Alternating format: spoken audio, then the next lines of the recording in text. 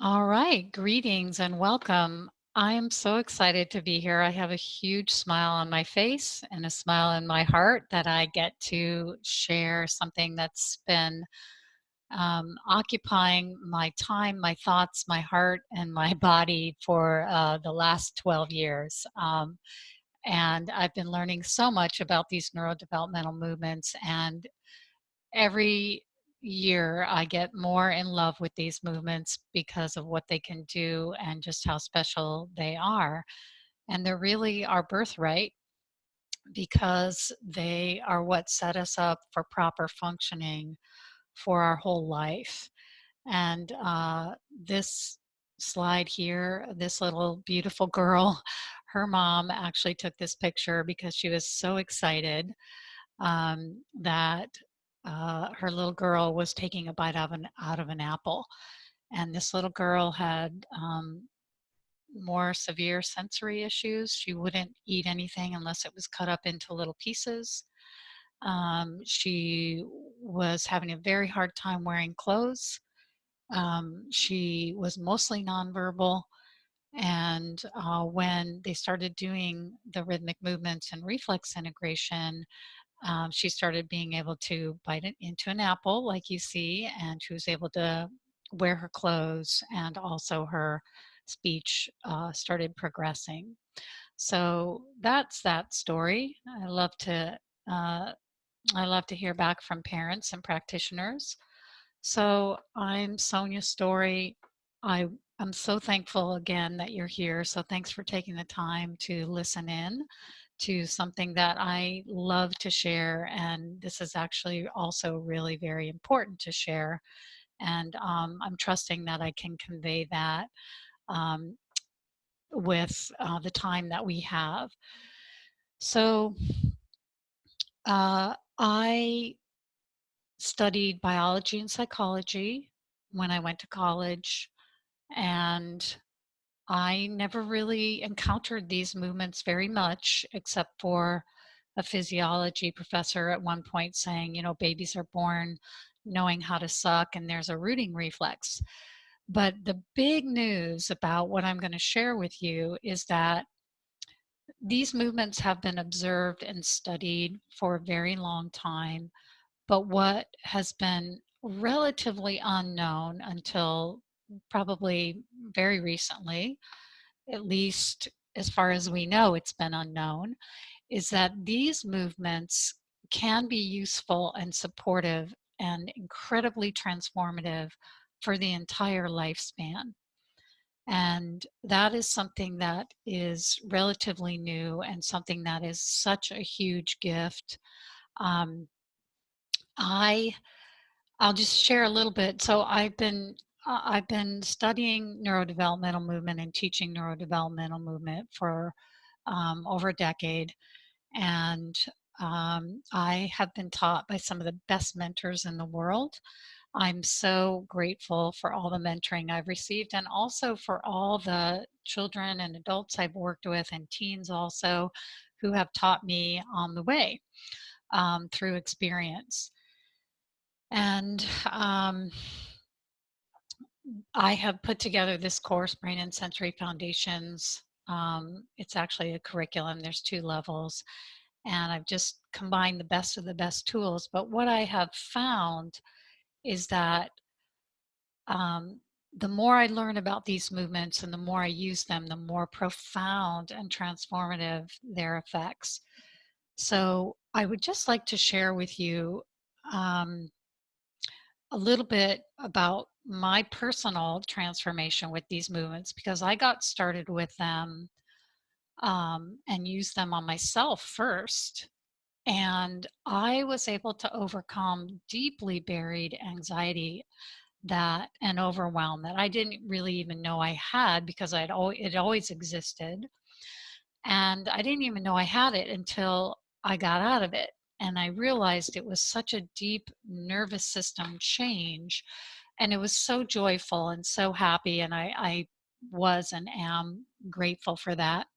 And so I had all this wonderful integration work with these movements.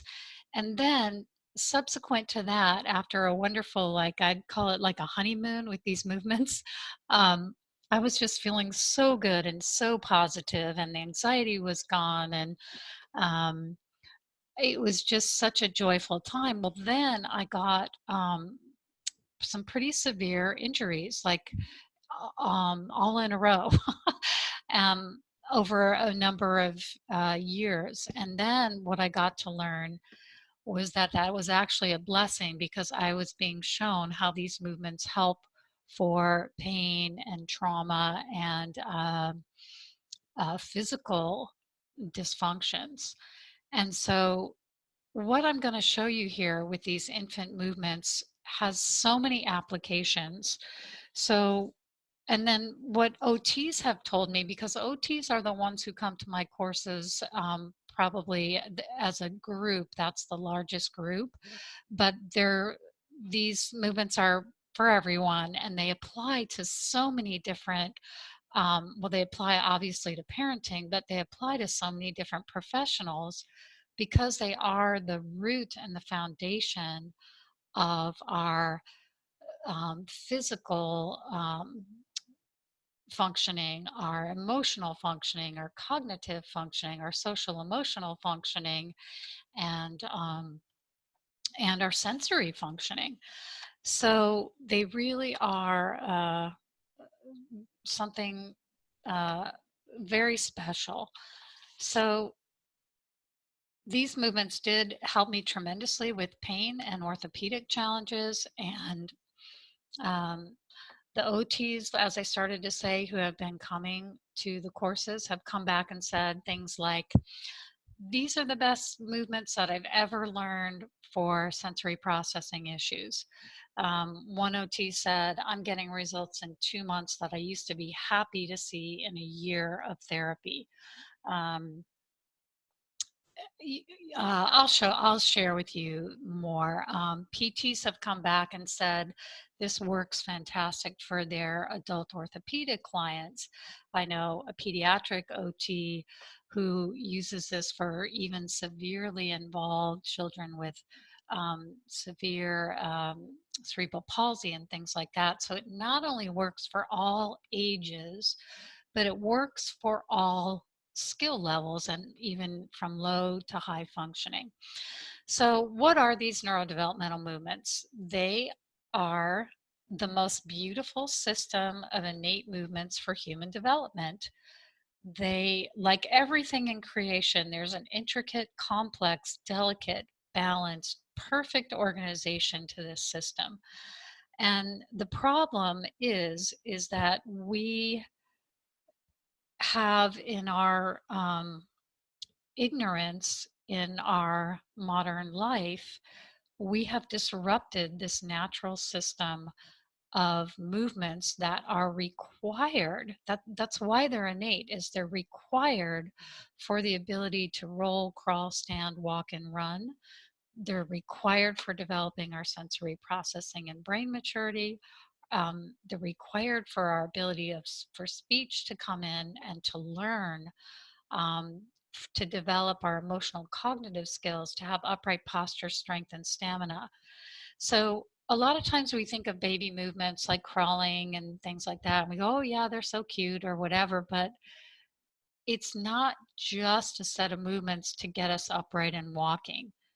It's the set of movements to be able to function in a human capacity in a way that is pleasurable, free of tension and pain, and um, that works so we can learn, we can embrace life, we can embrace challenges, and we can be social, uh, supportive human beings with each other. So this slide here is just the basic brain development slide, and that's actually what this study is called, the basics of brain development. And they say right there in the study that sensory motor input is required for normal development, normal brain development, and it's also normal body and sensory development that is um, happening with these movements. So if there's a lack of these movements. It says right here, alternate patterns of brain organization can and do emerge. And the early experience is, um, I just want to say, I'm going to interrupt myself for just a moment. If you guys, I am not going to be looking at the Q&A questions until I've gone through some slides here. I'll let you know when I'm about to look at them. So if you can, jot down your questions, or you can type them in the box, but just know that you've got to give me a reference. So if you type something like, what did you just say? I'm not going to get it right now, but so I will be answering questions at the end though. And I am recording, so we will have a replay of this. All right, so back to this idea of brain development. So early experience plays an essential role in normal development, and when input is lacking, brain development is lacking. So here's what this looks like in babies. And the question here is, which toddlers have optimal development? And I hope you can see, well, let me ask you this. Which babies are aligned and have good posture? It's very obvious that the ones at the top, but it's not just posture we're looking at. If you go deeper into what happens in development, the babies on the top row are not only aligned, but their organs have room. Their organs are not squished. Their spines are straight and not stressed. They are getting more oxygen because they're able to breathe. They're able to focus and explore their and focus on and explore their environment, free of tension, and they're going to be more active and alert. Whereas the babies on the bottom, um, they are compromised right from the beginning, because and that sadly what's happening is so many babies are starting to look like the ones on the bottom, and not and this is happening so frequently, even in children who are so-called neurotypical. They're holding a lot of stress because they have gaps in their development. And these babies on the bottom, when they get older and they put more weight on and their bodies grow and they don't have their foundation and their core strength developed, it's going to be so hard for them. And I hope you can see and extrapolate from these pictures where, you can see the happiness and joy coming from the babies in the first top row. They're going to be able to function. Whereas the ones on the bottom row, it's going to be so hard for them to function without their basic core strength and with these gaps in their development. And so it's no wonder that so many children are literally in a lot of physical pain, a lot of emotional pain. Um, they're angry, they're frustrated, they're irritable, they're anxious, and it's because they are being asked to do so many things that they're not physically able to do. So the physical development is one thing, but we have to also correlate this with basic brain development. So we'll talk about that more. But what I mean by that is, um, our bodies, when we have proper posture and core strength from the beginning, that begins in infancy and it's not disrupted, we can our brain will grow to a level of maturity where we start to develop our emotional maturity and our cognitive maturity and our speech, social, language, communication skills. Whereas those are going to be so much more difficult to attain for the babies on the bottom. All right, so many factors are disrupting children's development. If you take a quick scan of this list here, you can see that this is probably affecting close to 100% of the kids in this day and age in modern so-called civilized societies. But Um, it's very disruptive, and I don't want to spend too much time on this because really we could talk about this slide all day. But these are just some things that really have been shown to interfere with our development. And we are in a vulnerable state when we're in the womb and early infancy. That is the most vulnerable time of our life because there is so much at stake with all the um, complex and rapid growth of the brain, the body, and the sensory system. So if you look at this list, it's no wonder why we're seeing just skyrocketing rates of children with ADHD, autism, sensory processing challenges, anxiety, and like I said, they're physically and emotionally in pain, a lot of them. And the ones who are doing well, oftentimes they're compensating or having to use so much more effort, um, and they could be experiencing so much greater optimal health and well-being. So I try to make this real for everyone by thinking about these. Let me just go back here a little bit.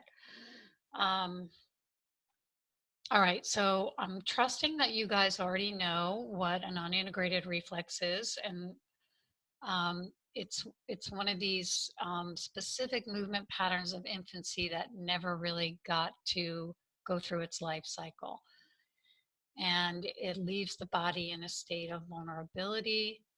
Um, it leaves the body in a state of less postural stability and alignment, like we saw in the babies. It leaves the body with less brain maturity and less sensory maturity. So you can have things like sensory processing disorders, body parts do not move independently, and it causes brainstem static. So the reason for that is because these primitive movements of infancy, they are housed in the brainstem, and when they're not able to mature properly, then it leaves the brain stem active where in this particular instance it should be dormant. So there can be anxiety, frustration, muscle aches and tension, fatigue from too much effort, definitely hinders learning, and then there's a lack of solid neurosensory motor foundation. So it's like living in a house that moves every time you move. It's pretty jarring. And there is research showing that these unintegrated infant movement patterns called reflexes are associated with autism, sensory processing issues, ADHD, vision challenges, um, developmental coordination disorder, dyslexia and learning challenges, schizophrenia, anxiety, Parkinson's, stroke, HIV infection. So I have this link here that I will send to you guys this link, and I will send the slides to you. Um, but this is just uh, something that we ones have been studying actually for a long time. So here's some supporting research. Again, I'll be sending you these slides, but I just want to point out this first one. It's called Primitive Reflexes and Attention Deficit Hyperactivity Disorder, Developmental Origins of Classroom Dysfunction. And I love that subtitle because that is the point I'm making here, which is these children have not gotten developmentally what they need to be able to function well. So, one thing that a mature brain can do is it can help the body to be still and to focus. If the brain and the body aren't mature, there's no way a child can comfortably sit still. There's no way that they can comfortably function. It's just physically impossible and very stressful for ones to even try that. So um, again, more research on how these reflex patterns are associated with ADHD, with autism, and and many other things. So here's another one. The difference between a healthy baby and a compromised baby. And there was research showing that head lag was significantly associated with autism spectrum disorder at 36 months. So in my um, in my years of teaching, I have had the wonderful opportunity to talk with many OTs and PTs, and I just am so grateful for how I've been able to go on this exploration with them and how much they've taught me.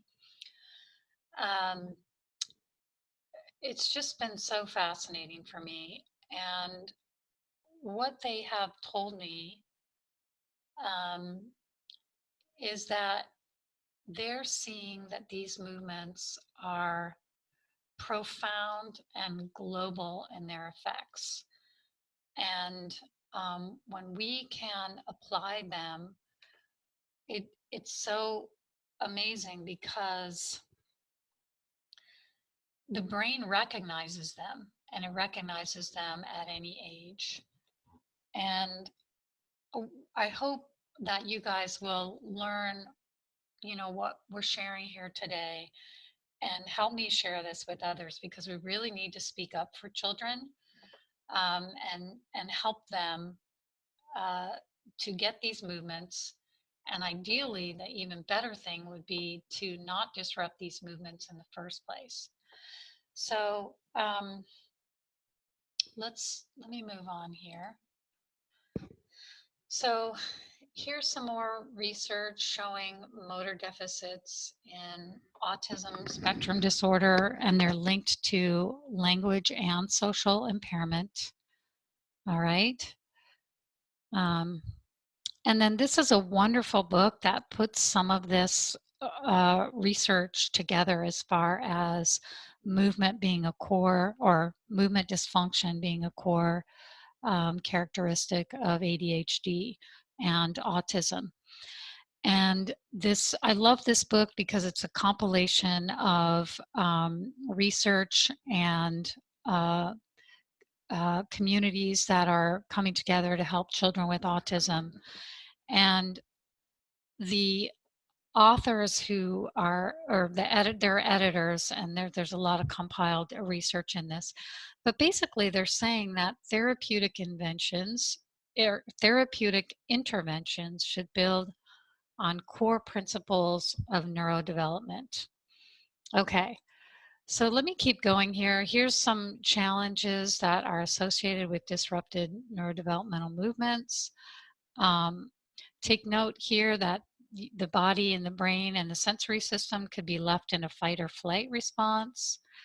And here's an example of a child who was super afraid of getting his hair cut, very afraid of the vacuum, and he was not able to participate in any group activities in his school. Um, I I can't remember his age. I believe he was 6 or 7.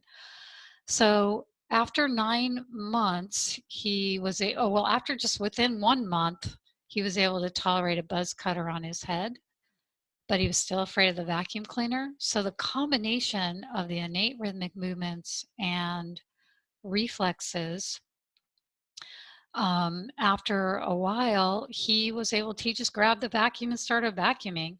He could start to dress himself. Instead of being only able to sit for 30 seconds, he began to be able to participate in group activities for 30 to 40 minutes, taking turns, following instructions, respecting other children's space. That is brain maturity. That's a direct result of the right kind of input to get the brain, body, and sensory system relaxed and able to function. All right.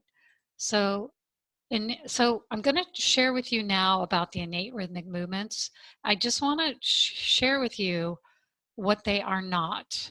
So people wonder, like, what do they look like? Is it like crawling? Crawling is an innate rhythmic movement.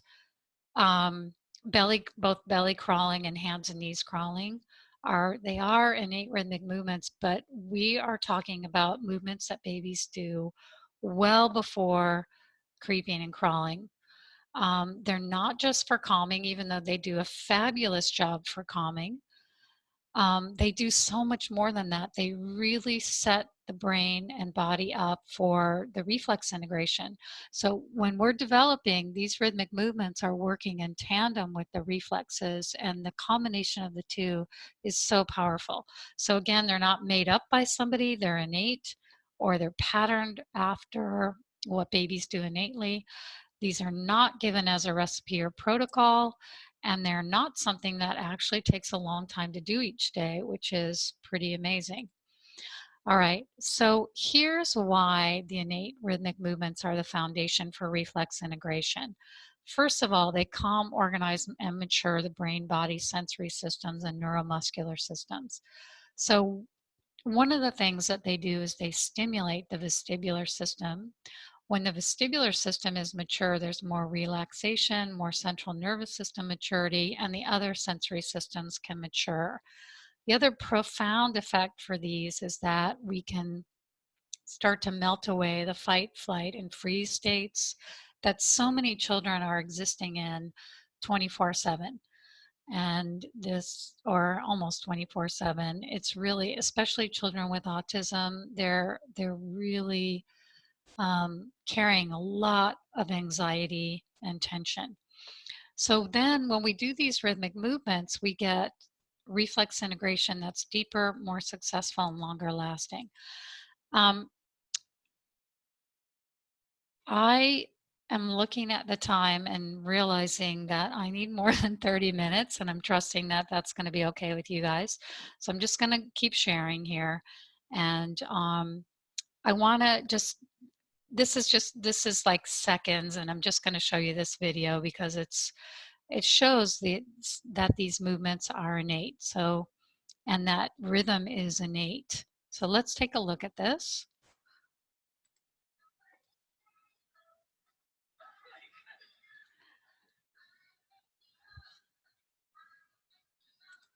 There's something so special about twins, but that's an example of an innate rhythmic movement.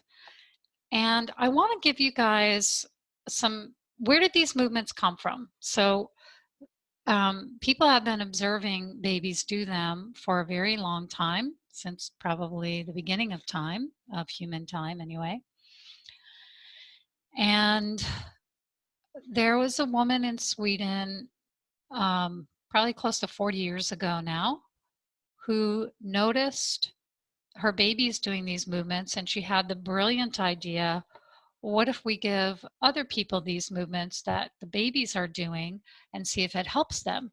So she had ones in her community who are suffering from different handicaps, epilepsy, cerebral palsy, things like that, and children with genetic disorders and delays and severe developmental delays and things like that.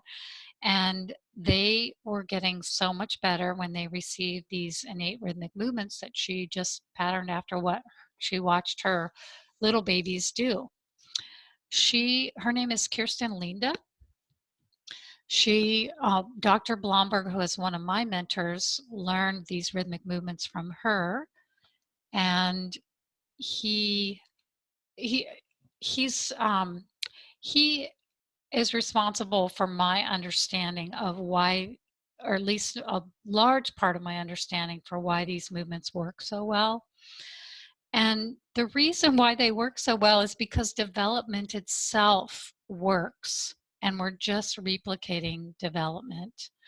And so he went to Kirsten Linda himself as a client because he had polio as a child and he had balance and coordination challenges. And he was already a medical doctor, already trained in psychiatry, and the movements worked very well for him. And he wanted to watch more of what she was doing because he was really fascinated. And he said he was astounded that nowhere in his medical training did he get taught that you could change the brain and the body so quickly and so profoundly through movement. And so he studied these movements, he studied basic brain development, and he realized Oh, okay. I see what's happening now. And he and Moira Dempsey, well, first of all, he started using these with his psychiatric patients, and they were getting well even from protracted psychoses and schizophrenia and things like that. And so then he started using this work with children um, for things like ADHD, autism, developmental delays, learning challenges, and just having great results. So um, he and Moira Dempsey created the rhythmic movement training. It's a wonderful curriculum, and I took so many courses in that curriculum that eventually I was able to get my certification to teach them. And I also, at the same time, have been learning from so many wonderful mentors and probably the best mentors in the world in this subject. I've been so fortunate. And I put together the best of the best tools in the Brain and Sensory Foundations courses. But um, so I want to say thank you to all my mentors, but I'll probably mention Dr. Blomberg the most just because he gave me a really good framework for understanding why this is working. So here, these pictures will show a little bit more. So in the brainstem, we have a reticular activating system, which is a bundle of nerves in the brainstem that receives sensory input, sends it up to the higher parts of the brain. And that's what wakes up the brain. That pathway has to be established in order for us to focus and pay attention. The cerebellum, when it's mature, and it gets mature through these movements, same with the brainstem, they require movements for their maturity. That is so important because it has direct links not only to the cortex where we can pay attention, but also to the speech centers in the cortex. So we've seen many children, not all, but many children with autism who are nonverbal start to speak after they get these rhythmic movements because those pathways get established between the cerebellum and those direct links into the speech centers in the cortex. There's also direct links from the cerebellum to the eye movement centers in the cortex.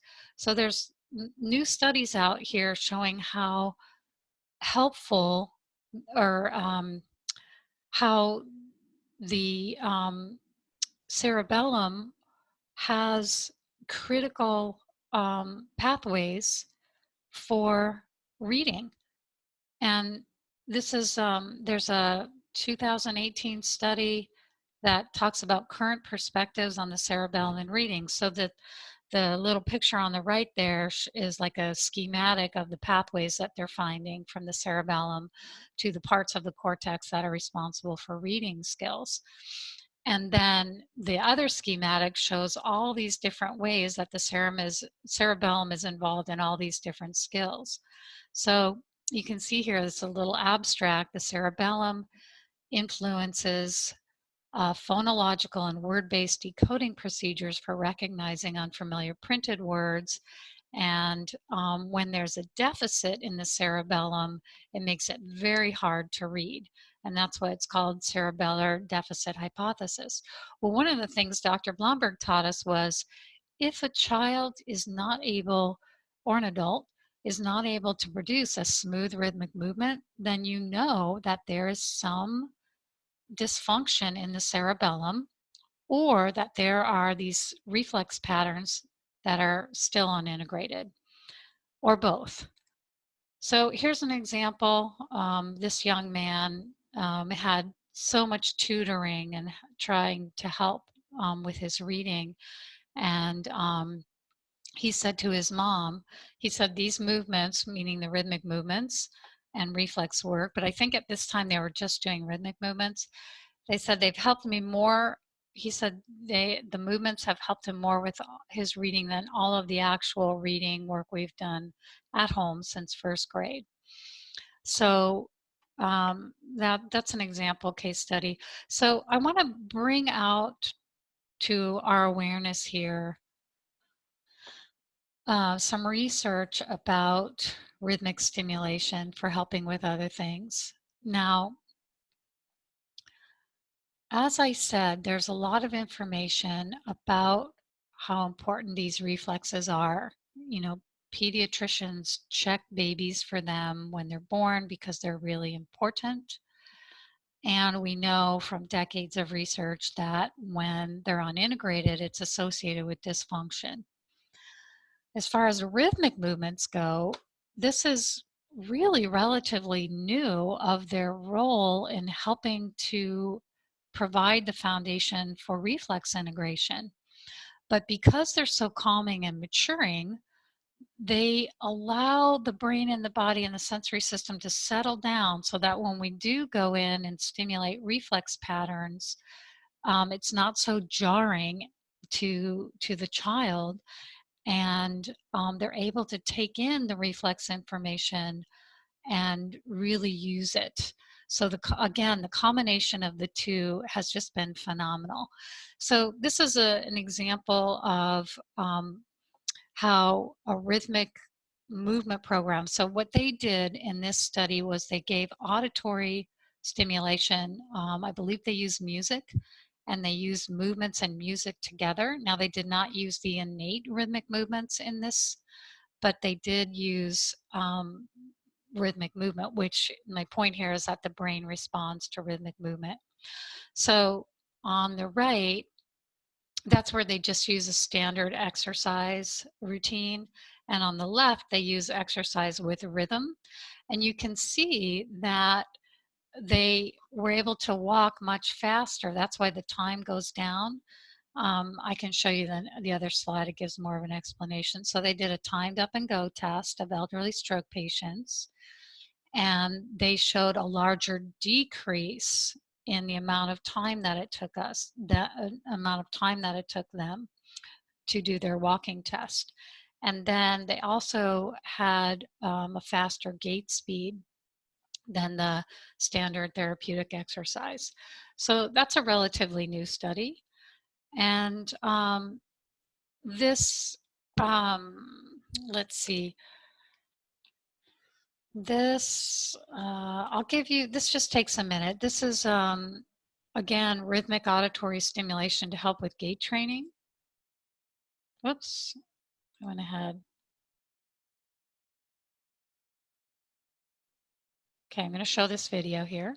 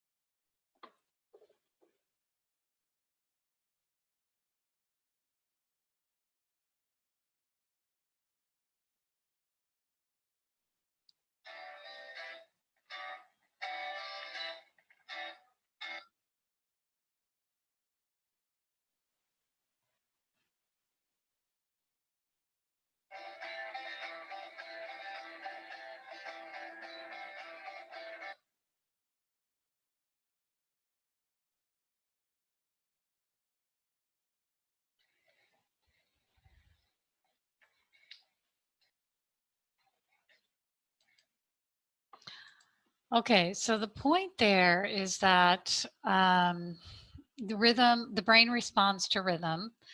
Um, I want to share this video with you. I think I'm going to come back to that. Here's another study showing rhythm movement as a rhythmic rehabilitation for autism. And there's a lot of evidence that this is helpful for ones with autism. Another study um, talking about rhythm, music, and movement. Rhythmic stimulation has the potential to be a powerful intervention. The broader one's investigation into neurobiology, the more arguments for this view accumulate. So they're showing now with these studies that our brain is really set up to respond to rhythm, and that it really provides connectivity in the brain. And connectivity is what is missing, for example, in the autistic brain. So here's a slide. This is from a recent email from Melody Edwards, who's a pediatric PT. She's saying that the rhythmic movements are the most valuable tool she has as a physical therapist. She's seen nice results with children even who have severe challenges. So this email came about because I had a question from a PT come in from an email saying, well, is it going to help kids even with severe CP and things like that? So I had Melody respond. So that was her response. And also, I have seen myself, because I've been in courses with Dr. Blomberg, where he's working with children with CP, and I've seen myself how helpful it is. And it doesn't look like it would be helpful because it's so simple, but it's very profound. So let me share with you. I'm going to just play this video here. This is just takes about a minute. And yeah. Okay. So I've been an occupational therapist for about 24 years, and sensory processing is my most favorite thing to work with. And since I've learned the reflex integration and rhythmic movement, it has totally changed the outcomes that I'm seeing with the kiddos, especially in the area of self-regulation and handwriting. It used to be really challenging for me to really make the gains in handwriting, especially when I was working with students who were in, second, third, fourth, fifth grade. And now, with just doing some simple hand integration techniques that takes about 1 to 2 minutes, and the passive movements, which takes 5 minutes, I am helping kids experience success like I've never seen. These movements have also really helped with just motor planning and body awareness and coordination. So go ahead and talk about this boy here. Yes, so this is pretty incredible because I never worked with this child. His mom is a PT that I worked with, a few years ago. And one morning she came into my office and for my treatment room, and she was in tears because her little boy he wasn't able to read, and he was having a lot of difficulty with writing and attention. So I was able to show my PT friend some of the passive movements that she could implement with her son. So she went home and she did that. And the first entry, I'm looking at the picture of it, is like 8/26/13. So it was at the beginning of the school year. And all she was doing was, about 5 minutes of the passive rhythmic movements that are part of this program at night and in the morning before school. So just, within just 2 to 3 weeks. And typically, you just don't see that type of improvement. Well, I haven't, with just a very passive technique that doesn't require special equipment. And then tell us about what happened with his oral reading fluency. So he went with just, 2 weeks from 22 words per minute to 82 words per minute. And he didn't have anything but those passive rhythmic movements twice a day for 5 minutes, and he improved his reading fluency 60 words per minute. His teacher was astounded. All right, so that's an idea of some of the profound effects of rhythm. Now, way back in the 80s, this book was written by Shireen Farber about neurorehabilitation and a multisensory approach. And even in that book, she says slow, even rhythmic movement is recommended for relaxation and hypotonia. She wasn't referring to the innate rhythmic movements, but that still is something that was known and talked about at the time. And it not only anyway, what we saw in the children with CP and what Dr. Blomberg's experience was and Kirsten Linda's experience is that the rhythmic movements also help with hypertonia, and they help when there's just so much rigidity and tension. All right, so here's another example of somebody who's done research on rhythmic movement, and this is for brain stimulation and trauma. So this is Dr. Bruce Perry. He's written many books. He's an expert in trauma. And he has said the only way to move from high anxiety states to calmer, more cognitive states is rhythm, pattern, repetitive, rhythmic, somatosensory activity.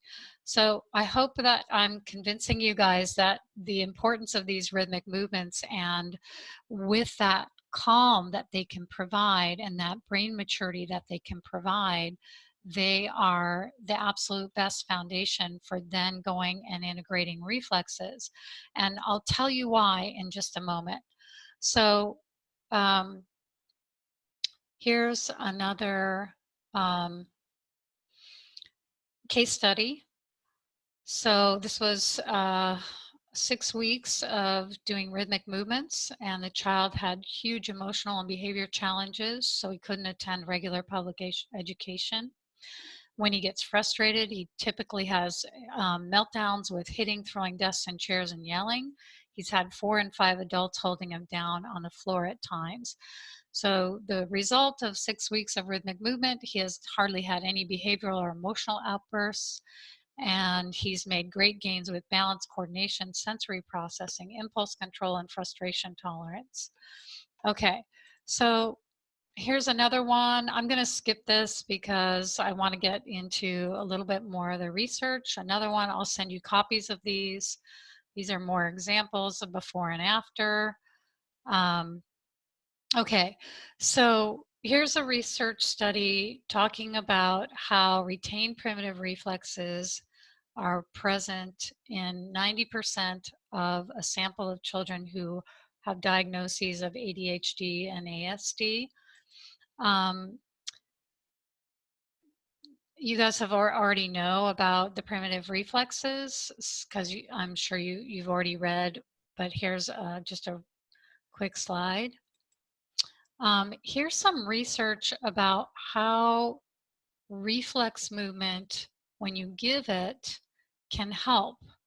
So these students who underwent a reflex movement program, they showed a marked decrease in the presence of the primitive reflexes. Remember, they should be dormant past the age of infancy. And they had improved balance, improved eye movements, and decrease in headache and improved reading fluency. Here's some more research about crawling, which is a rhythmic movement and which depends on STNR, which is one of the primitive reflexes. So crawling is associated with more flexible memory retrieval by 9-month-old infants.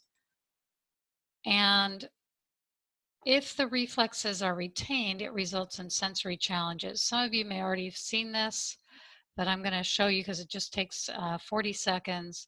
I'll show you the difference in what happens with. So one of my points here was just to share with you how reflex integration is the foundation for sensory integration. So here's an example in the video. All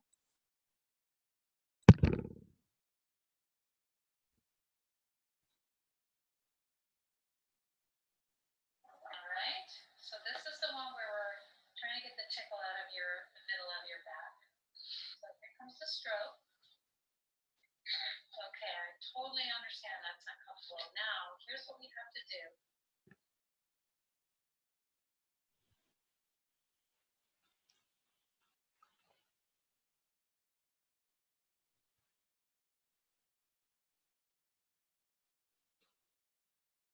Okay, so I am going to skip ahead on my slide so that I can tell you a little bit about the Brain and Sensory Foundations program and why I love it.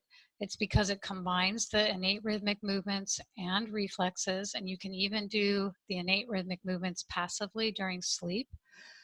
The child's pace or the client's pace is honored, and movement is enjoyable and individualized to the client's needs. So this is not a cookie cutter approach. You will learn to watch your client and base what you do off what their response is. So for young children, this is done in the context of play because, again, we want to teach that movement is enjoyable. We don't want to teach that movement is stressful. So the reflex work is targeted, specific, thorough, and effective. It's not piecemeal, and it's not a protocol of repetitive movements that take a long time and don't actually work well. There's 11 reflexes in each level and excellent follow through and compliance. So again, I'm going to skip through here. So here is some reflex integration.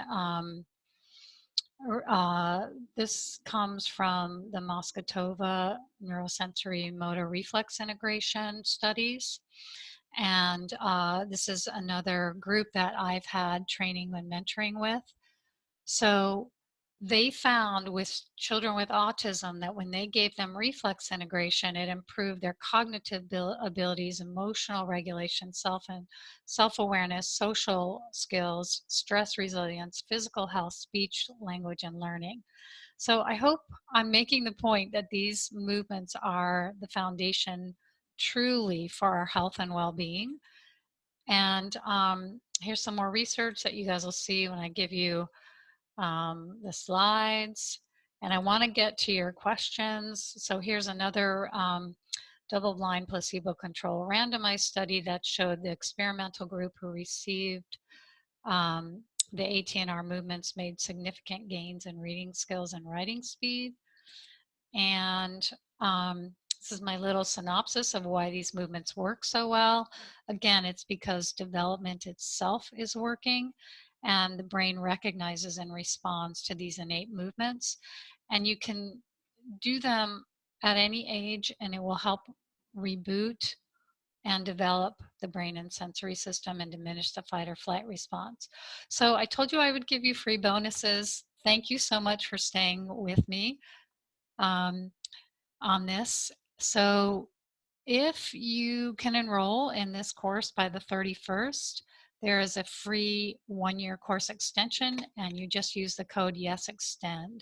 So you get more time to be with this course. I also want to have you type your questions in right now, but I did promise another gift, which is the free report by Ed Barrera, who he's a wonderful author and movement trainer. He teaches the Hana Somatic method, and he has a great 37-page free report on stopping physical pain through these movements. Now, he is not doing innate movement, but he's doing movement that's more cognitive.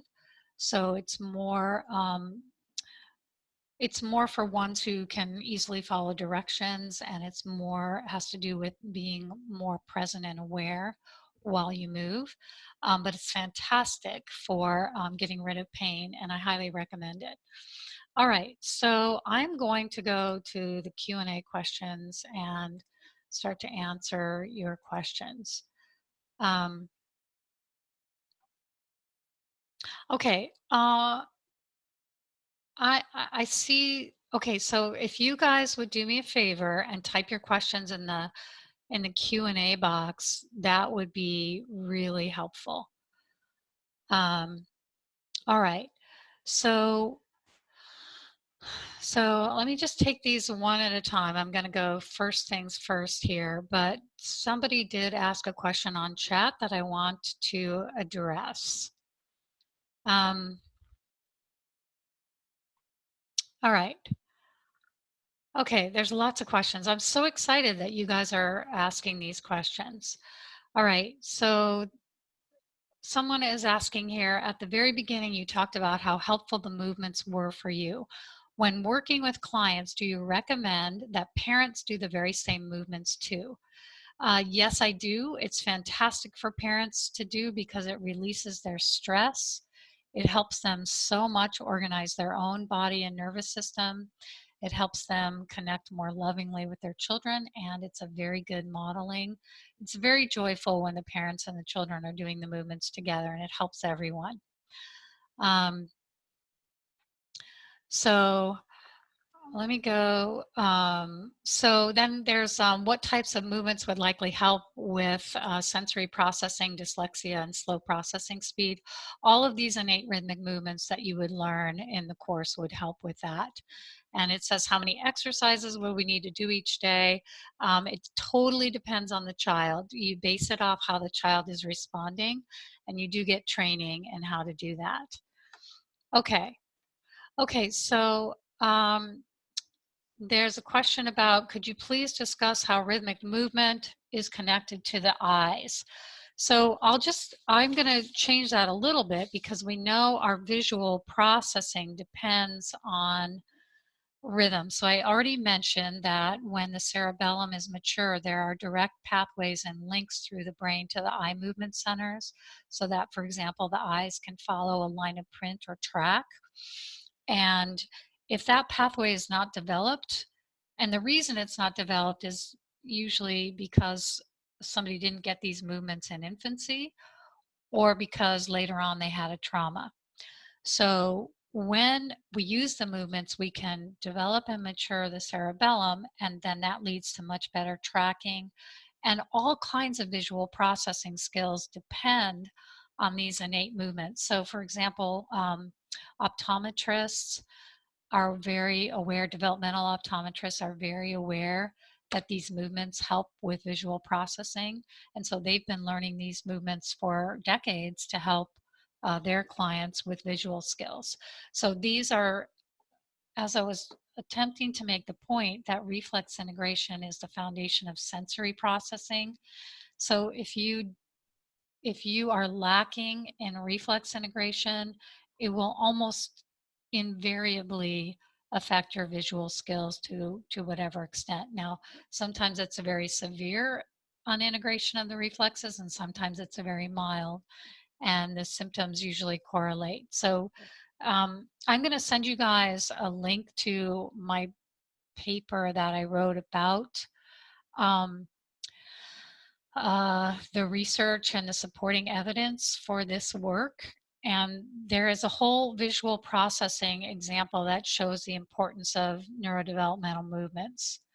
So many primitive reflexes develop and support the visual skills throughout infancy and early childhood.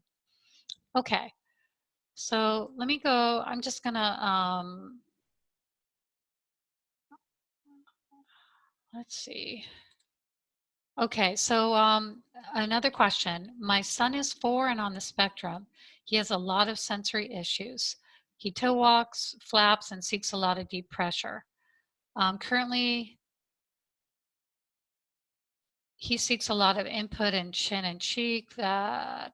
His OT had, sorry. Okay, what can I do overall to help him with sensory issues? It's hindering his learning. Of course. So please go up to my website. Please look at the case studies and read them because I promise you, you'll be very inspired. And if you will take the time to learn rhythmic movements and reflexes and apply them regularly, I really trust you can make a huge difference in your son's sensory issues and his ability to learn. I've just seen it over and over and over. um, I've had OTs tell me that this work has transformed the way they practice and that it's the best thing that they've learned for sensory issues. Okay, thanks for that question. Can you give an example of an innate rhythmic movement, how it may be worked into every day? Well, I showed the babies in that video. That's an example. But I really hope you guys will get more training. It's so worth it. And there's a lot more that you could learn that I just don't have time to give on this in this format. Okay, our rhythmic movements can be done at home. Yes, absolutely. They can, and also it says my son is currently enrolled in therapeutic riding, and because of that, he has a strong core now. Yeah, so therapeutic riding, one of the reasons why it is so therapeutic is first of all, the horses are loving beings there, but also because you're getting rhythm. And anyway, rhythmic movement can help with speech by when the cerebellum is mature, it has a direct pathway that links into the cortex of the brain where the speech centers are. So that's how it can help with speech. I hope that's clear. And again, I'll be sending more information about um, how these movements uh, can help and some of the rationale for them. Okay, so next question. I'm a new practitioner who's just learning more about unintegrated reflexes.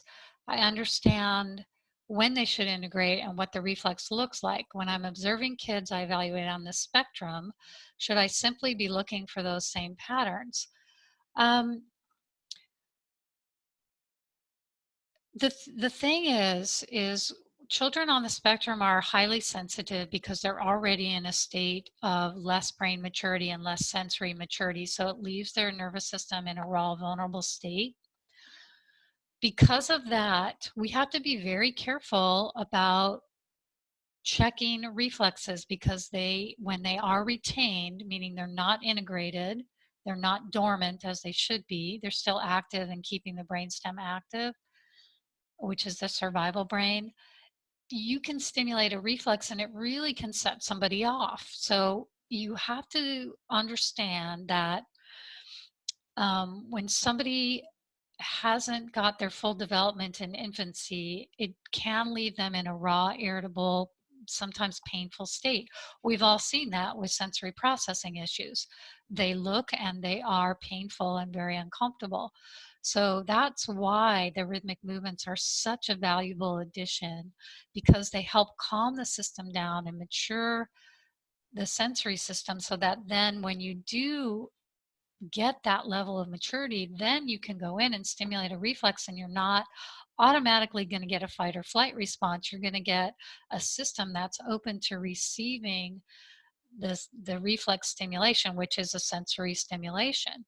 And once that system can receive the sensory stimulation of the reflex, then they can start to integrate it. And so you can observe kids on the spectrum and you can look for those same patterns for sure, but I recommend that you really learn more about how the rhythmic movements and reflexes work together. Okay, and as I explained, this is not the format for teaching, and for the reasons I just gave, because someone's writing a comment here, show the movements. You'll see when you start to learn them, and even more you'll see when you start to use them. They are very deep and profound. So you have to have some training because most children love the movements and ask for more, but there are enough children and adults who have had trauma and are in a state of high alert sensory and fight or flight. And you want to be able to know what to do and how to do this properly so that you're not, so that you're giving loving touch and you're giving touch that can be accepted. And so you're giving sensory input and movement that is enjoyable, and we have to gradually build up to that. So I'm not going to be showing the movements except in a proper training. Okay, yes, I'll give you the slides. And okay, this one says, could you outline the movements? So in I'll send you information about that, but I can just tell you quickly. um, In the first level Brain and Sensory Foundations course, we cover several rhythmic movements, and then we also cover um, 11 primitive, 10 primitive reflexes and one postural reflex. So if you know, I don't think I'm going to rattle them off here because not everybody knows, but they're the most important ones to address first. In my experience, you'll get the most results in the least amount of time with what I have there in the first level course. And then when you want to go deeper and learn more, we have another excellent second level course. Um, this is not the same as NDT at all. Please don't confuse it with NDT. It is not the same, even though some of the subject matter of reflexes might be the same. It is not like NDT. Um, I'm trying to, for one thing, we use the rhythmic movements a lot. That's a big difference. And for another thing, we are stimulating a reflex directly and using really specific feedback with the reflex pattern and against the reflex pattern. And we also have special tools that help the reflex integration. They're integrative movement tools from various modalities that help the integration go more deeply and more quickly. Hopefully that helps you. Um, okay, what would a typical session for a 3 to 5 year old look like when working in the community, schools, and daycares? Well, it depends on the 3 or 5 year old, but sometimes we just do 30 seconds to a minute of movement, and that's all the child needs. And then we go back to it later in the day when they need a movement break. It's it's a little that's a little bit but it's way more complex because there are so many movement patterns that you could sneak in during the day in the context of play with that child also, which is actually, if parents and educators take the time to learn this, they're the ones that can really sneak it in throughout the day for a young child and make it playful. And then it is very good to have OT, PT support. And yeah. So yes, you'll learn the rhythmic movements. Absolutely. That's the first thing we do in the first level. Um, okay. I'm just gonna click off the movements that I've already, or the questions that I've already asked or already, um, yeah. Okay, so what is the link to eating troubles? My 9-year-old son is very limited to food choices. Okay, there are many factors involved in eating troubles, many, many factors. Um, and it depends on the child's experience and what they've had. So there could be so many things going on there. And so, you know, I'm not a doctor. I can't comment as a doctor. I would suggest that you go to a functional medicine practitioner also. However, I will say that eating issues are often underscored by sensory issues. And so we have seen children receive the rhythmic movements and reflexes, and all of a sudden they're eating twice as much food and they're trying many kinds of different foods. I hear that over and over from parents that, and it might just because their body's more relaxed. But their eating troubles could mean so many different things. It could mean, improper digestion and all kinds of things, which, by the way, if we do want to help with digestion, it's so important to do these movements, because if they're going to calm the body and help it get out of fight or flight, that's where you're going to get proper digestion. Also, all the movements that babies do in prone, um, all the movements that babies do in prone um, set up the digestion to be functional. Okay. Yes, you can do the movements with yourself. Well, that is taught in the course.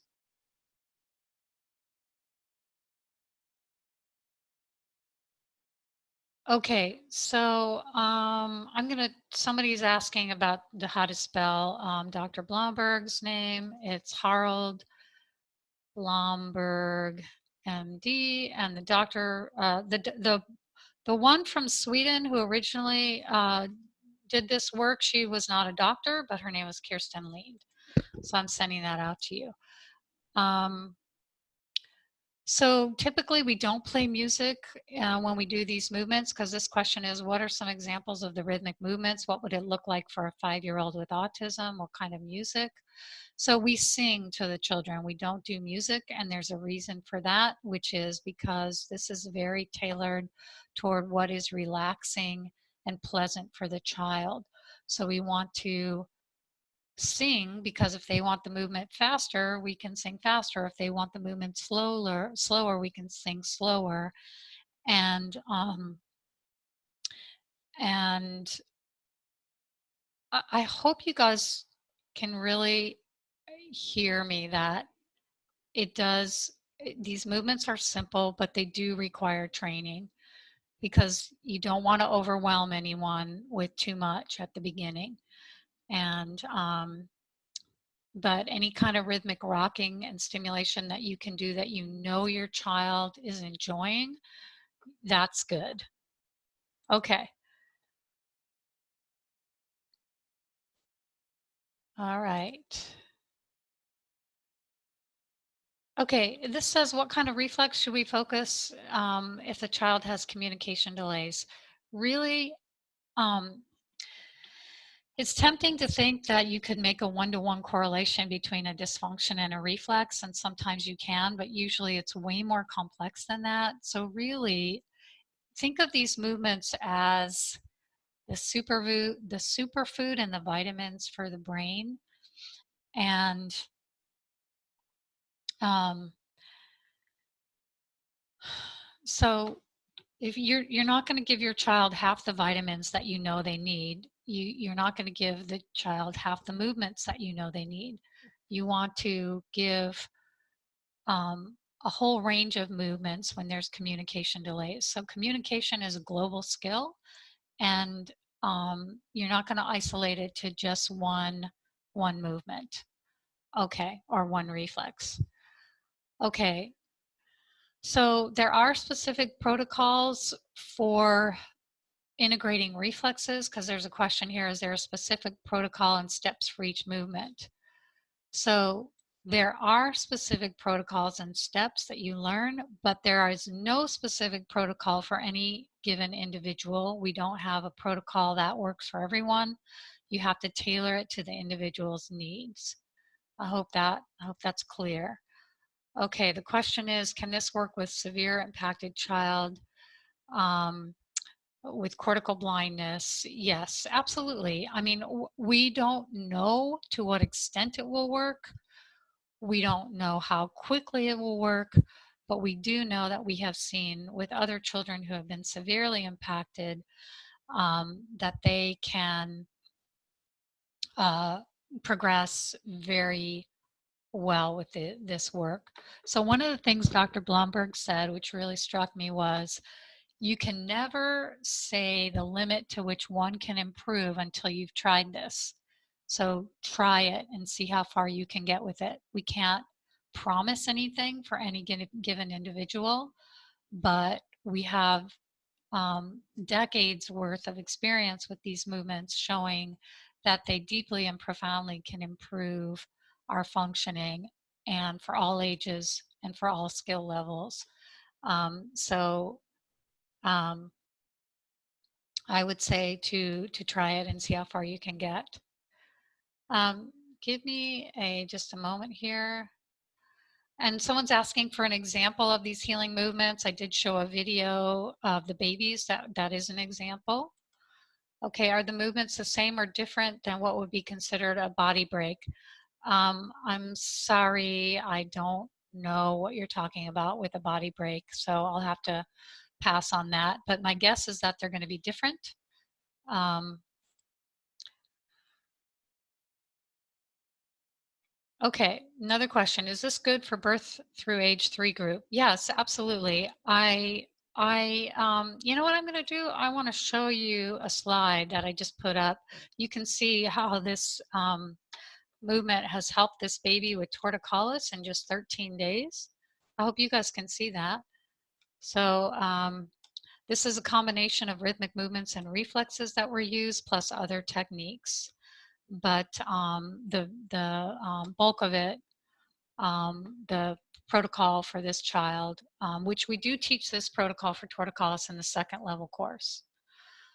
Okay, um, so how many movements are taught in the program? What do you teach exercises that correlate to specific symptoms? So there are many, many, many movements. I can tell you that we teach several rhythmic movements and 10 primitive reflexes and a postural reflex. But within each of those, there are variations and combinations and different there's something for every age group in them. And so there's a lot of, like, for example, if we work with the ATNR reflex, there are many different ways that we teach to help integrate that.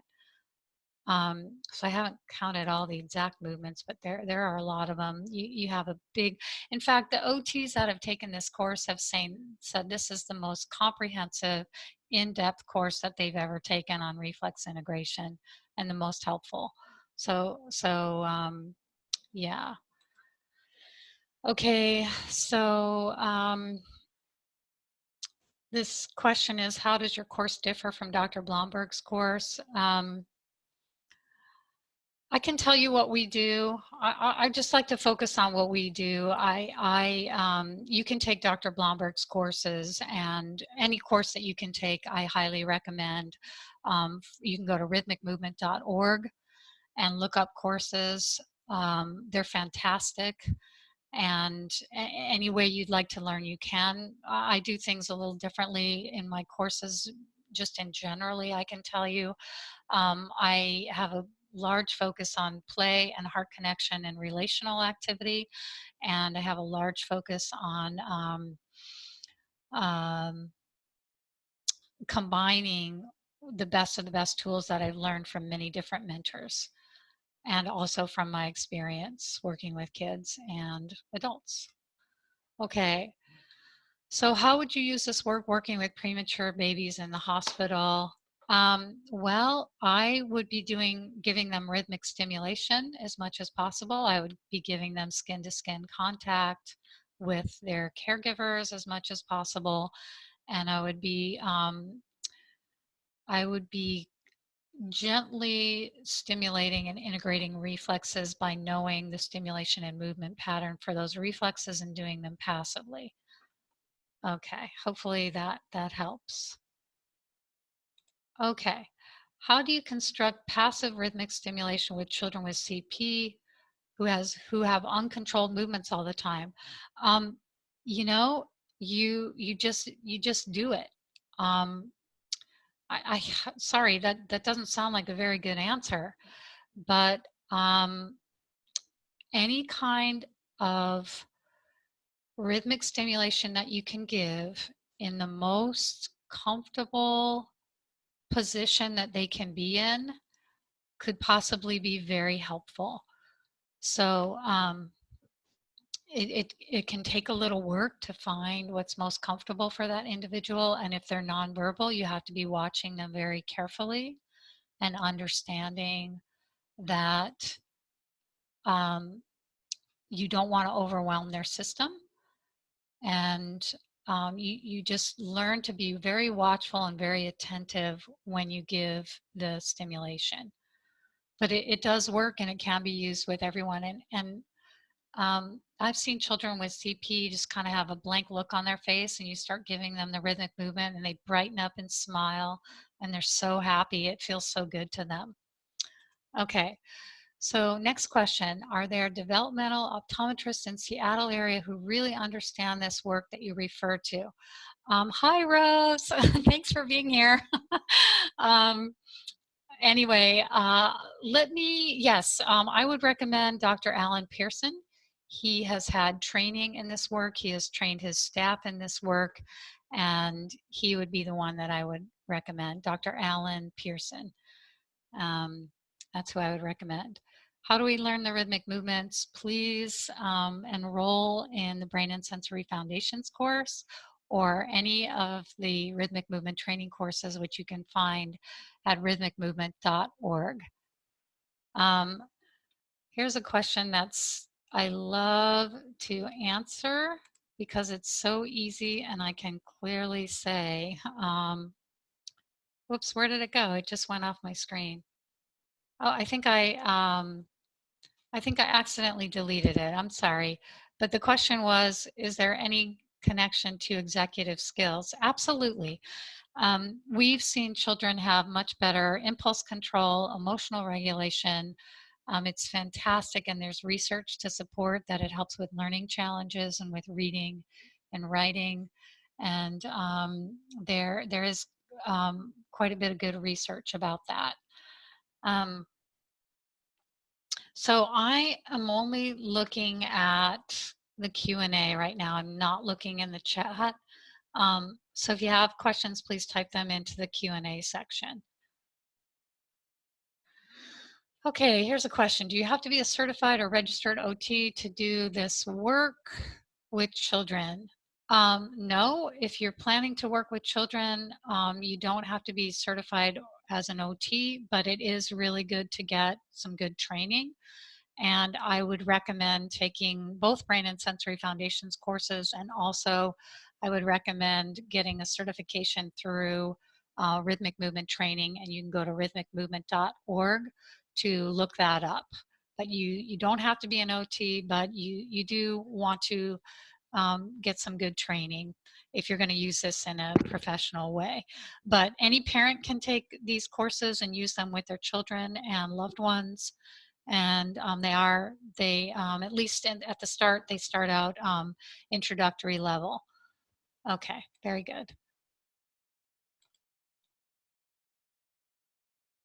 Okay, so here's a question. How do you know when you're doing the movements properly with an online course? Yeah, I struggled with that too, because for years I only taught this work in live courses. And we have very good video instruction. We have a very good hard copy training manual that everybody sent in the mail. And you have good, clear pictures and directions. And we are finding that it works because I give good video instructions. It's clear and the movements are fairly simple. And I can give you feedback in live Q&As. Um, and uh, I get case studies all the time from therapists and others who are earning a certificate in the course, and I can tell from the case studies that they're applying the movements and that they are working. So yeah, we give very detailed instruction. Okay, so question, how does this work compared to MNRI integration work? Not everybody, let's see, so not everybody knows what that is. I am trained in, I have some training in MNRI. I think the biggest difference are the rhythmic movements and the focus on play and other special tools used from other um, modalities that I use to enhance the reflex integration. But that's not to say MNRI is not good. It's not a competition. MNRI work is fantastic. I love it. I've incorporated some of it into this course, along with rhythmic movements and many other tools. So I would say if you're curious, do both. You'll learn fantastic tools. Okay.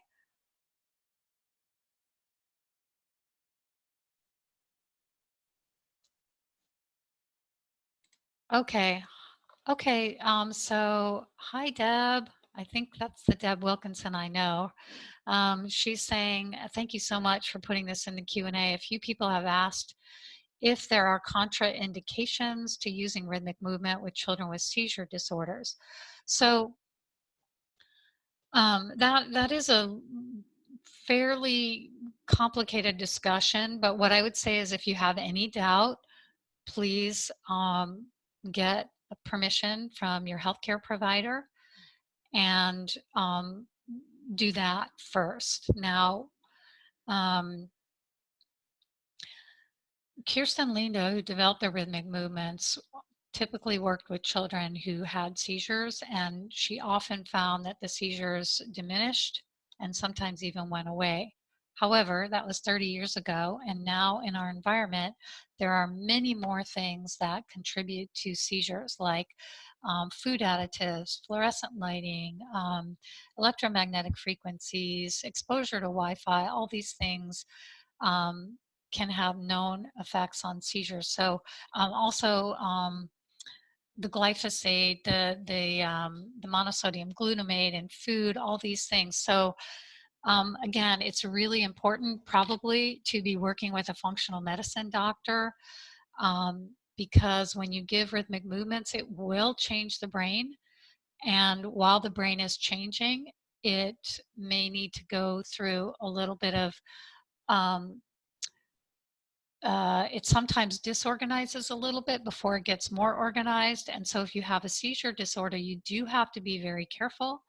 And there's not specific contraindications saying, no, you can never do that with seizure disorder. However, you do have to learn and get some proper training before you do this work with anyone with seizures, because you have to learn the steps, what to look for, and to go very, very, very slowly and very, very, very gradually as you're applying this movement. Okay. Is your course like this webinar? I don't know exactly what you mean by that, but not exactly, because it's video based and you have a training manual and there are live Q&As. So I would tend to say no. This webinar right now is mostly for information, and the course is more about learning the actual techniques. Okay. All right, I think I answered that already. So another question, can these movements help a 13-year-old boy who has ADHD and PDD, but is also very smart and does well in school? And can a parent do it without expert help? Okay. Um, like I said, we can't ever promise, but we can't promise like the extent or how rapidly it will work for any given individual. What I can tell you is that it has helped 13-year-old children in the past who have had these kinds of challenges like ADHD and PDD. I've seen it myself with my own clients. Dr. Blomberg has seen it. Many, many practitioners have seen these things. Um, if you're if you're willing to learn, and ideally you would be doing these yourself along with your son, if you're willing to learn, and if your 13-year-old boy is willing to do this with you and you can do it regularly together, um, I would be very shocked if you didn't see significant results with the challenges. Now, by the time somebody's 13, they've already been compensating for a while, so it may take longer and you may have to be more persistent and consistent. But if you give it some time, I trust you'll see very good results. Again, I would also suggest you're working with someone like a functional medicine practitioner in case there are any metabolic or health related things that are also involved. Yes, you can do the courses online. Um, I would look at moveplaythrive.com and go to courses, and you'll see the online courses listed there. Right now, there's a question about level 3 RMT, which I also teach, but I think I'm going to skip that right now. The torticollis protocol that is here, that I'm showing in the second level, is completely different than what's taught in RMT 3. So hopefully that helps.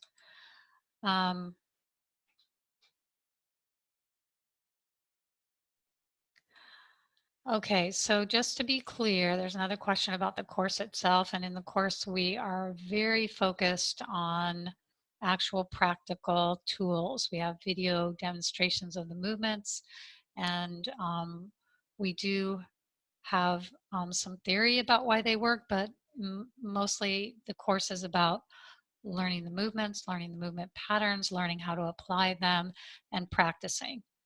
So I hope that helps. Okay. Oops, I think I just deleted a question. Sorry, the courses are available online for therapists in other countries. We have students in, I think, about 26 countries now. So we do offer it. It's online, available on demand, and we ship the manual um, to all different countries. Um, So right now, so there's a question about CEUs for the course. So right now, the only CEUs that we offer um, are for occupational therapists, occupational therapy assistants, physical therapy assistants. We're in the process of um, working to get more CEUs, and it's a big process, and just haven't gotten to it yet. Okay, here's a good question. Hi, May. um, how early can one look for symptoms that rhythmic movements or reflex integration are required? What are some of the symptoms? So,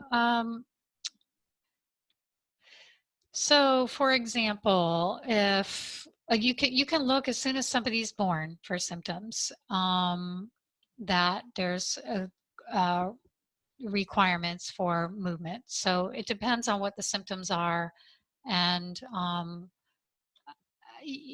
these movements work, like I said, for all ages, and you can definitely apply them to babies so who are not thriving. So that would be a symptom to look for. Is the baby thriving?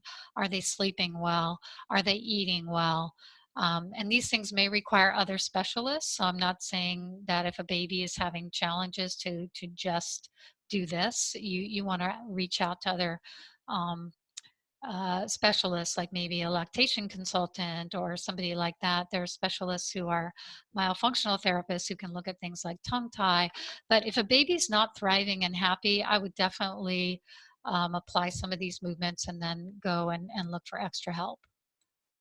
Um,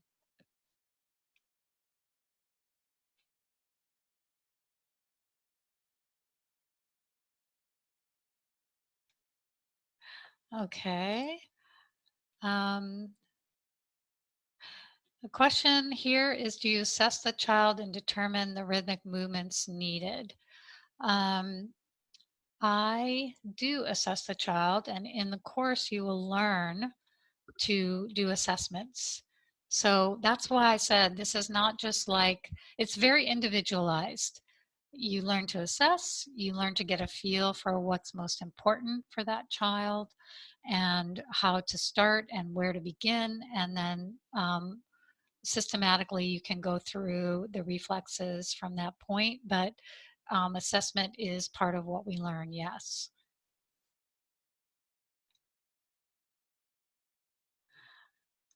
Here's a question. If we take your course and we need your help to tailor the program according to our child's need, will you give support like that?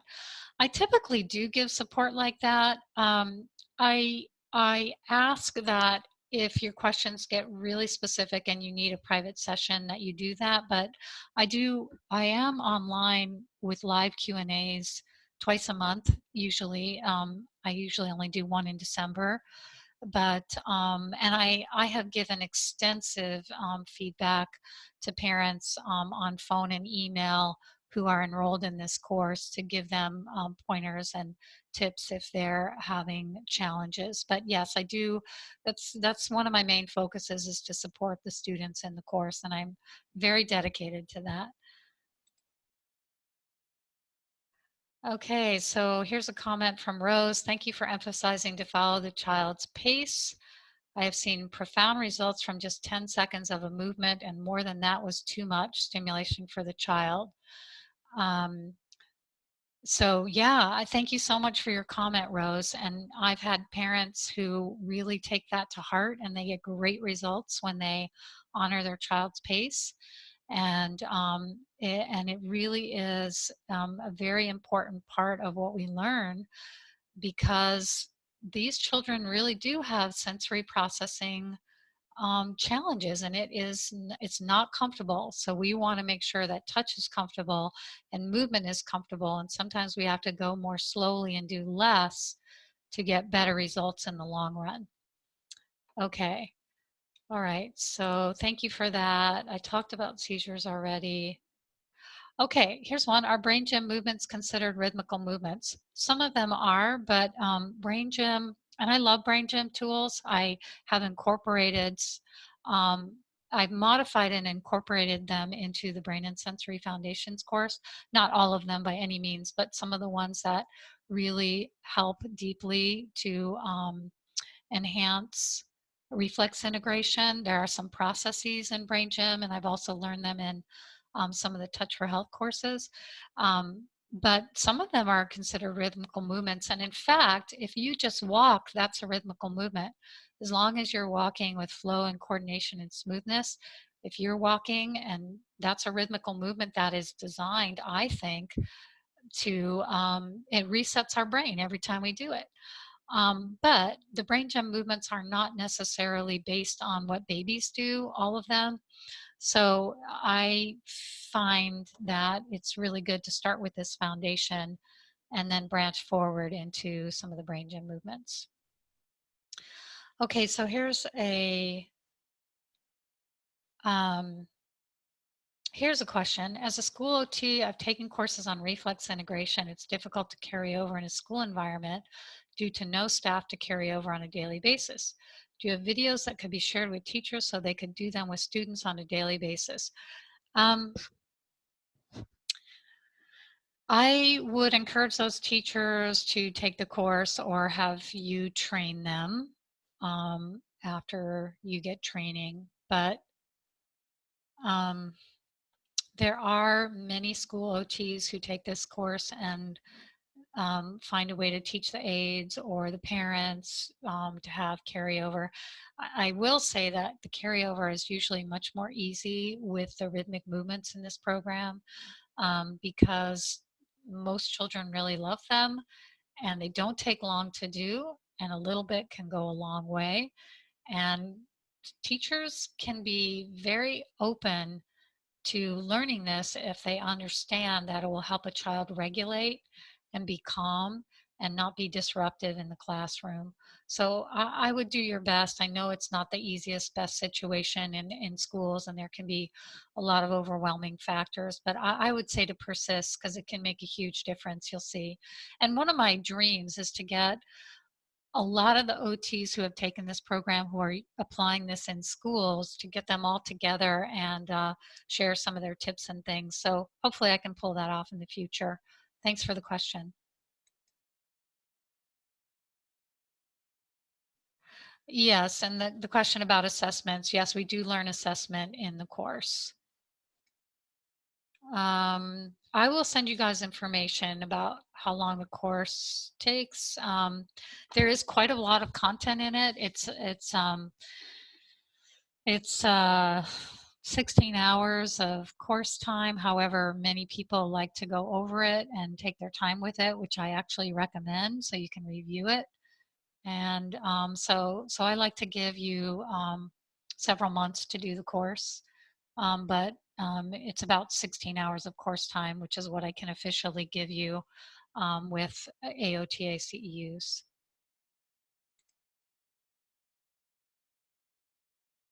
Okay, so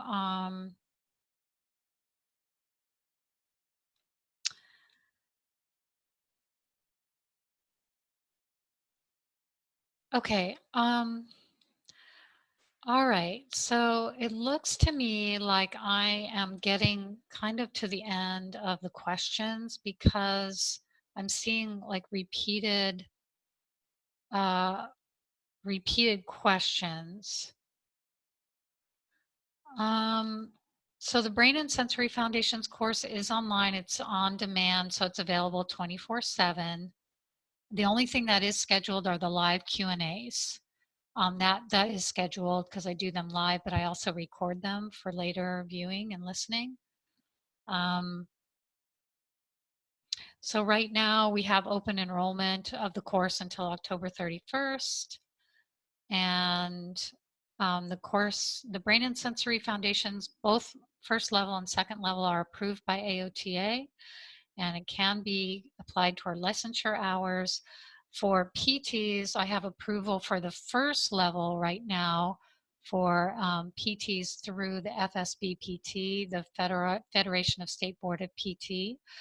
Whether that applies in your state or not, we would have to look up, but there are 32 jurisdictions now, I think, that are approved. So that's in place for the first level course, and I have to go through the application for the second level course. Here's a question. Is this the reason why many children with delays frequently rock their bodies? So I believe that is the case. I believe that they are requiring vestibular stimulation, or they have just learned to rock their bodies because it's very challenging for them um, to. It's very challenging for a child with poor brain maturity to sit still. And the rhythmic stimulation is probably providing calm and help for their body and vestibular system.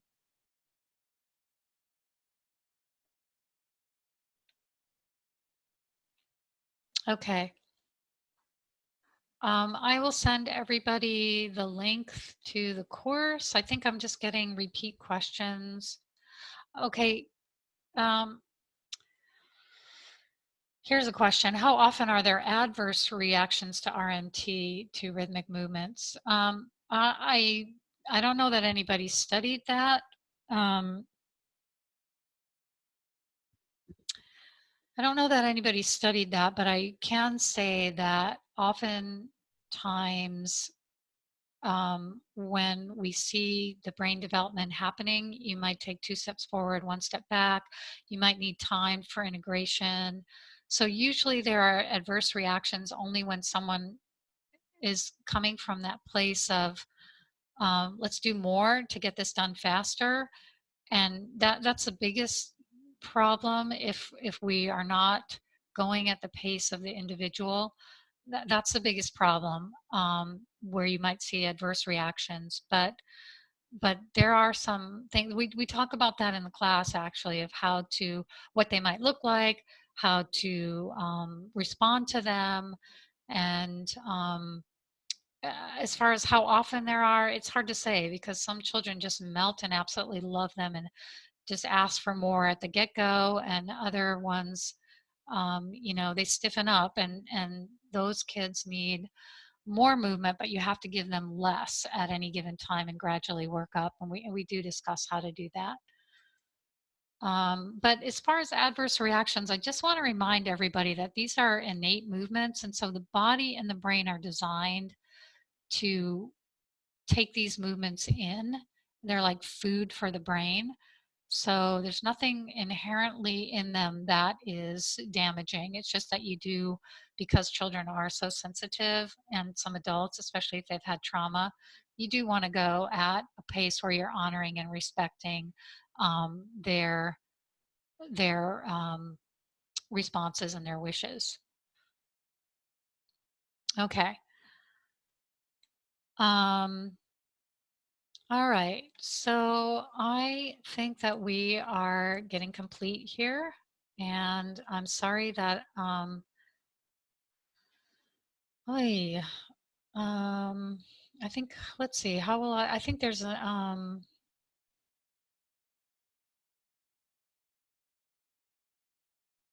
yeah, I think I would like to just say thank you to all of you. Thank you so much. I will send you a copy of the slides. I'll send you information about the course. I'll send you the link with the bonus from Ed Barrera, and anything else I can think that might be helpful. Um, for now, I just want to say again, thanks for your participation. I love that you're interested in learning about these really important movements, and I will be available by email if you have questions. Um, Blessings on your journey, and enjoy all the movements that you learn, and in good health. I'm going to sign off, and you take care. And again, um, I trust that if you take the time to learn these movements, it will be one of the greatest blessings and greatest gifts that you can give yourself and your loved ones and your clients. All right, many thanks, greetings, and aloha.